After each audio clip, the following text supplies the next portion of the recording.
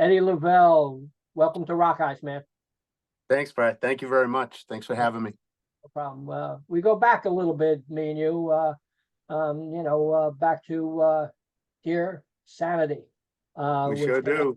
came back 2013 on Killing Records. Before we get to anything else, I want to know a little bit about 89 Galactic. So 89 Galactic is my synthwave project. I'm a fan of all different kinds of music, and I enjoy creating all different kinds of music. And that's one of the things I like about what I'm doing now is that I can write and record basically anything that strikes my fancy at the time. So Right. 89 Galactic is my synthwave deal, and anyone who's unfamiliar with it, I mean, basically it sounds like it could be out of an 80s movie, like a John Hughes movie or something like that. So Right. that's just something I do for fun. I put out a single every once in a while. I have a great singer in the UK who has to remain anonymous because he's under contract. And so, like I said, it's just something I put out a single once in a while, and I have a lot of fun with that. Cool. Now, LaValle, is there going to be any more releases from the band LaValle? The $1 billion question, right? Right. Yeah. As of right now, nothing planned. The guys and I are all still on great terms. I speak to Paul especially often. He came and visited a while ago when he was back in the States. We went to a Red Sox game. We had a blast. And I actually, later this summer, I'll be releasing a song that he wrote, a long time ago. Right. And I've always loved the song, and I had hoped someday that I'd get to record it. And my son really was the impetus for it because he loved the demo, and he was always bugging me, Dad, you got to record the song. You got to record this Yeah. song. So we ended up doing it, and Paul's actually on bass, and it's a song he wrote. So it's like home to me. Cool. Is there any time really a band gets together to record all in the studio, unless you're like, Rolling Stones or whatever? Is everything done on WAV files? Nothing together. Yeah, the way we do everything, it's all WAV files. Right. Okay. Everyone has their own home studio set up, Right.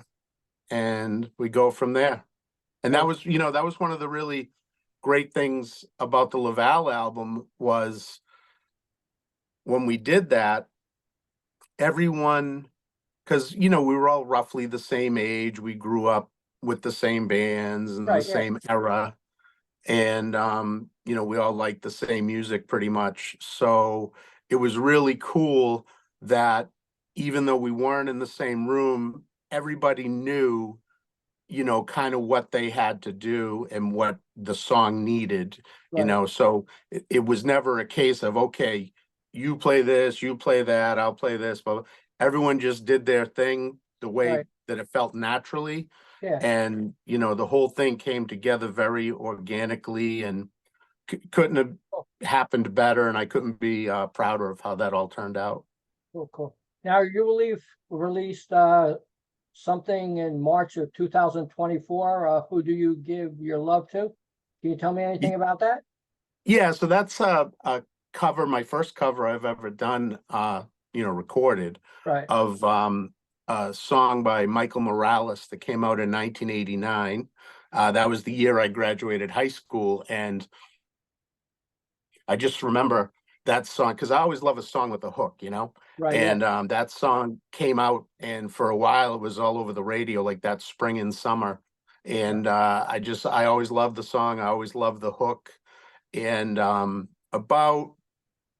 probably about a year or so ago, I made contact with the singer up in I don't remember if he's in Toronto or Montreal. I don't recall. But this pop singer named Bobby John, who had an incredible voice. And I was like, I'd love to work with this guy someday, somehow, if the right vehicle came along. So then one day I was listening to my 80s playlist I made, and that song came up, and I was like, wow, I could cover that, and I could have Bobby John sing it. And that's what we ended up doing. And he's a super, super great guy and a wonderful singer as well. Cool, cool. Can you tell me anything about Rebel Knights? So yeah, Rebel Knights. Hold on, let me get rid of this other call coming in. Thank you. Thank you. So Rebel Knights is a song I wrote the music for. I had kind of like a Van Hagar feel in mind Right, yeah. when I wrote that musically. In fact, Kelly Scott, the drummer, when I sent that to him, I said, try to give me some Alex Van Halen vibes on this, Hey, cool, And cool. Yeah. yeah, and he did a wonderful job. He really knocked it out of the park. And Tom and James Martin wrote the lyrics, and I work with them quite a bit. And so I had someone else in mind to possibly sing it that I was going to approach for it, who shall, remain nameless. And but I wanted to, because they're like an established artist, Right, I didn't want to approach them with the, rough scratch vocals that we do on our demos, because right. basically that should be illegal to hear the vocals we do. But so I contacted Bobby John and I said, hey, I want you to sing this demo for me. Just so I would have a decent demo to present to Right, the vocalist I had in mind. So he said, sure, no problem. So we set up a virtual recording session. And it's cool what we do now, which we didn't do back in the LaValle days. I don't even know if the technology was there then. If it was, we right, didn't do it. But I can virtually go into the studio session with him right, and listen to what he's doing live and say, oh yeah, I really love that. Can we change the end of this line? You know what I right. mean? Yeah, So we started doing that. And after the first verse, I said, guess what, buddy? You're going to be the guy. This is going to be for real.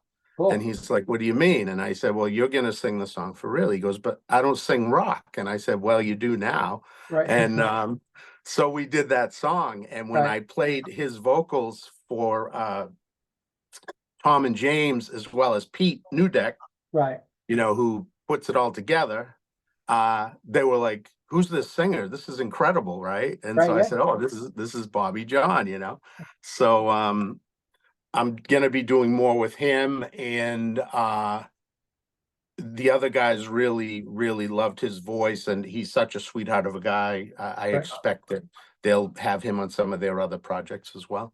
Cool, cool, cool. Tell me a little bit about Jokers and Kings, because that's how, I saw it on your Facebook and I said, man, I haven't talked to him in a while. Let me reach out to you, So tell me a Yeah, little I bit about that. appreciate it. So that's gonna be the thing I'm doing now, where basically the reason I called it Jokers and Kings was, for instance, the first song, Live Like a Storm, had me on guitar, and Right. I'm a nobody, I'm a Uh-huh. joker, but I had Mark Zonder from Faith's Warning on drums, and I had Billy Sheehan, the living legend, Right, on yeah, yeah. bass. Right, yeah. So Wow. they're the kings, Yeah.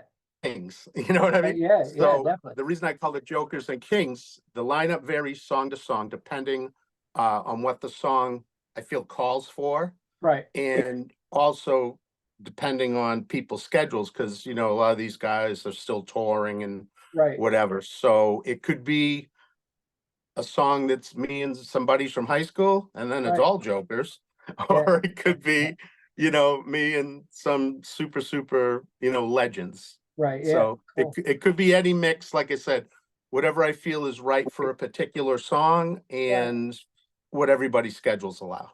right, yeah. And when is that coming out? So that's just the name of the I don't want to say band, but that's just the name of the project. So Right, uh Live Like a Storm came out January 1st. right, Rebel Knights just came out, and I'll have, I think, probably 2 more singles this summer Right, under yeah. that banner as well.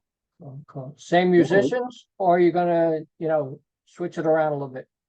No, so like I said, the song that I got from Paul, Right, that has Paul on bass, Pete did the drums, Gus Monsanto did the vocals, and I did the guitars. right, So like I said, it changes, right, based yeah. on the song. Are you working on anything else right now? Yeah, I have a few songs demoed, but Right, the summer for me is hard because I have a lot of obligations as far as like my son's really into baseball, and right, yeah, he plays on 2 different teams, and I'm driving him all over. right, And yeah, so my summer is tough for me to get anything done. So what I do is I always have a guitar with me, right, as much as I can anyways. And I just record ideas, riffs, whatever I have into my phone right. to save them. And then once the fall comes and all my summer activities, tiki bar nights and whatnot are over, I Uh-huh. kind of go into my hibernation where that's my creative periods. Cool, cool, very cool. Uh, do you play So out at all all? fall, all winter, I Right, yeah, record.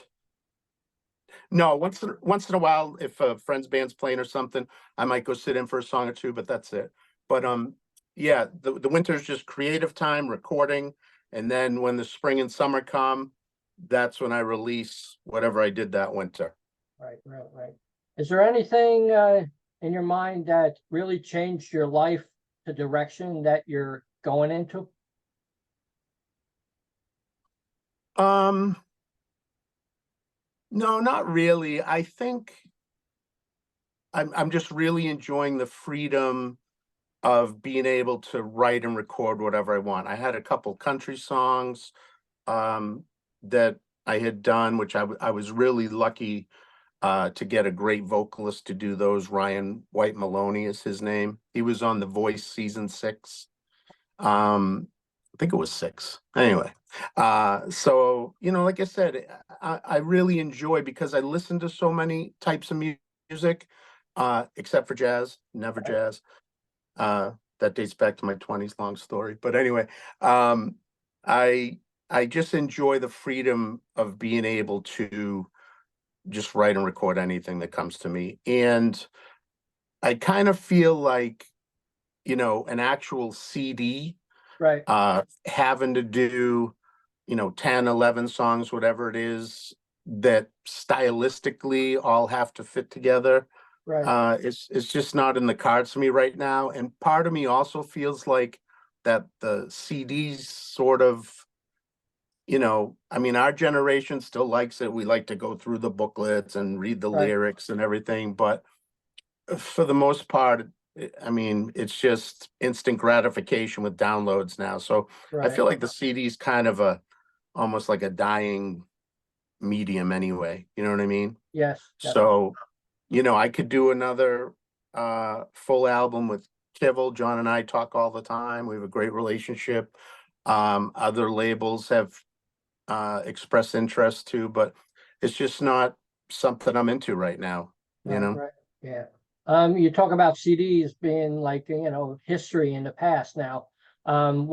What do you feel about all the vinyl coming out now? Well, I think it's cool again for people our age, and for collectors. I think Right, it's very cool. It's not something I'm into anymore. I mean, when I right, was a kid, I had records that I wore out to death, but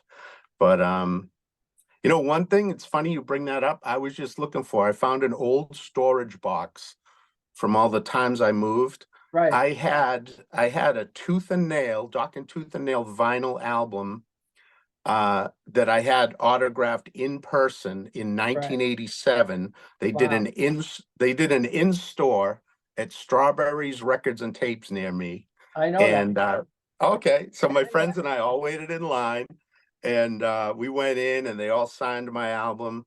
And George Lynch is like huge oh to me, yeah, right?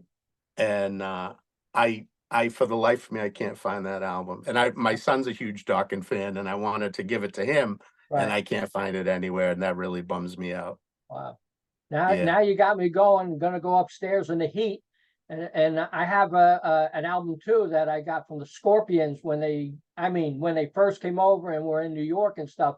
It's autographed, and I don't even remember what members autographed it. So Wow. I'm gonna have to go upstairs and go dig it out now. You might see it Yeah, on that's a Facebook coming treasure. up. You know? That's a treasure. Wow. Yeah, yeah, yeah. So tell me, when you were younger, did you collect anything?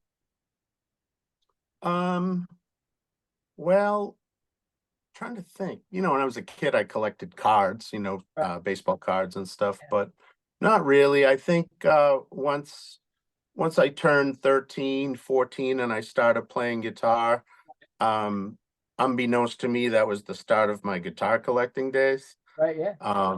So I've been collecting them ever since. And I like to say I'm always one away from too many, but they sometimes they follow me home.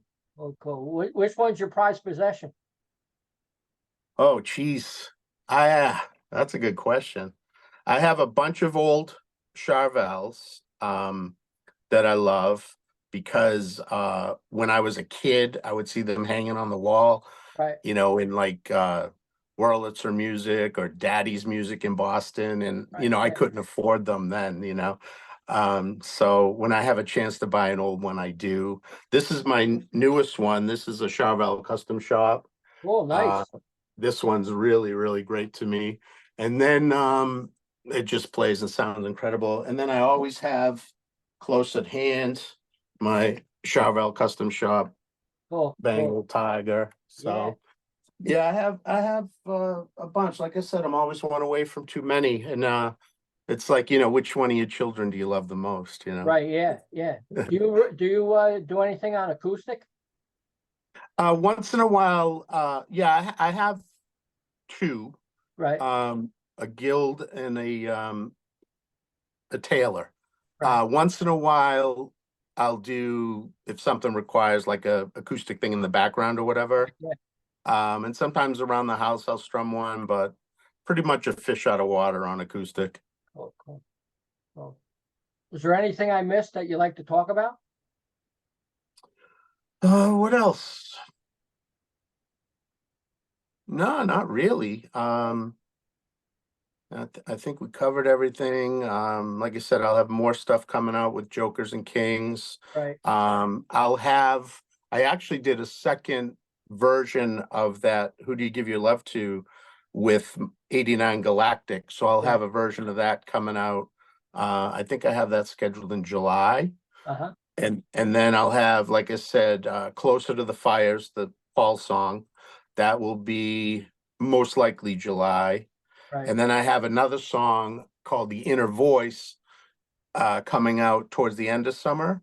Uh-huh. And that one features Ray Alder from Fates Warning on vocals. Right. And that's just incredible to me because I've always loved his voice. It's just so beautiful to me. And he's a heck of a nice guy too.